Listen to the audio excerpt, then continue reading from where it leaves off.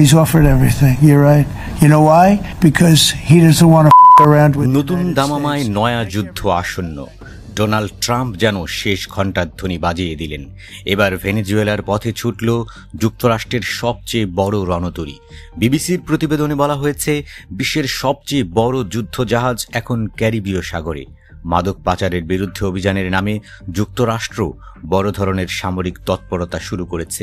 এই অভিযানকে বলা হচ্ছে সাম্প্রতিক বছরগুলোর মধ্যে সবচেয়ে শক্তিশালী সামরিক প্রদর্শনী। মার্কিন প্রতিরক্ষামন্ত্রী পিট হেগসেথ শুক্রবার বিশ্বের বৃহত্তম বিমানবাহী রণতরী ইউএসএস জেরাল্ড আর ফোর্ডকে ভূমধ্যসাগর থেকে লাতিন আমেরিকার উপকূল এবং ক্যারিবীয় অঞ্চলে পাঠানোর নির্দেশ দেন।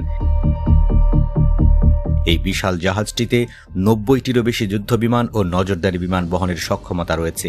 যুক্তরাষ্ট্রের প্রতিরক্ষা মন্ত্রণালয় জানিয়েছে, এই মোতায়েনের উদ্দেশ্য হচ্ছে আন্তঃদেশীয় অপরাধ চক্রগুলিকে দুর্বল করা এবং মাদক পাচার কার্যক্রম বন্ধ করা।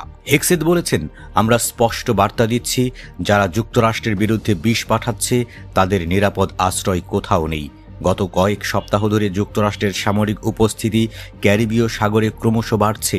এখন সেখানে আছে 8টি যুদ্ধজাহাজ, একটি পারমাণবিক সাবমেরিন এবং F-35 যুদ্ধবিমান সহ আরও বেশ কিছু সহায়ক বাহিনী। শুক্রবারই যুক্তরাষ্ট্র জানায়, তারা এক নৌ অভিযানে 6 জন তথাকথিত মাদক সন্ত্রাসীকে হত্যা করেছে। অভিযানের লক্ষ্য ছিল একটি ছোট নৌকা, যেটি মার্কিন প্রশাসনের দাবি অনুযায়ী ভেনেজুয়েলা ভিত্তিক অপরাধ চক্র ট্রেন দে আরাগুয়া এর মালিকানাধীন। পেন্টাগন জানায়, ওই নৌযানটিকে স্যাটেলাইট নজরদারি ও বিমান হামলার মাধ্যমে ধ্বংস করা হয়েছে। প্রতিরক্ষা মন্ত্রী হেগসেথ সামাজিক যোগাযোগ মাধ্যম এক্সে হামলার ভিডিও প্রকাশ করেন, যাতে দেখা যায় একটি নৌকা ক্রস হেয়ার্সে ধরা পড়ার পর মুহূর্তেই বিস্ফোরিত হচ্ছে।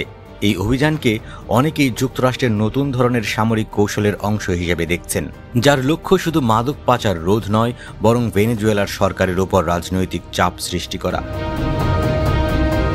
বিশ্লেষকদের মতে, প্রেসিডেন্ট ডোনাল্ড ট্রাম্পের প্রশাসন মাদক বিরোধী অভিযানকে লাতিন আমেরিকায় মার্কিন প্রভাব বাড়ানোর হাতিয়ার হিসেবে ব্যবহার করছে। এই পর্যন্ত সেপ্টেম্বরের শুরু থেকে যুক্তরাষ্ট্র অন্তত 10টি বিমান হামলা চালিয়েছে সন্দেহভাজন পাচারকারী নৌযানের ওপর।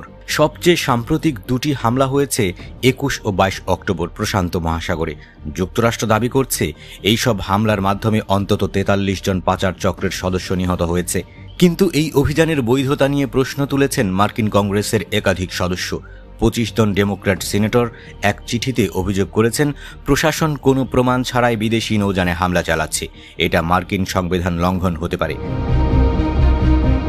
রিপাবলিকান সিনেটর র্যান্ড পল একই যুক্তি দিয়েছেন। তার ভাষায়, কংগ্রেসের অনুমতি ছাড়া এমন সামরিক পদক্ষেপ নেওয়া বেআইনি।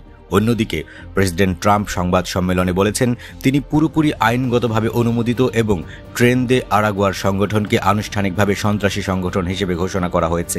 তিনি বলেন, যদি তারা মাদক পাঠানো বন্ধ না করে তাহলে তাদের নৌকা ধ্বংস হবেই। এটা আমেরিকার আত্মরক্ষার অংশ। বিশ্বের সবচেয়ে বড় রণতরী ইউএসএস জেরাল্ড আর ফোর্ড এখন ভূমধ্যসাগরের ক্রোয়েশিয়া উপকূলের কাছে অবস্থান করছে। কয়েকদিনের মধ্যেই এটি দক্ষিণ কমান্ডের দায়িত্ব এলাকায় প্রবেশ করবে।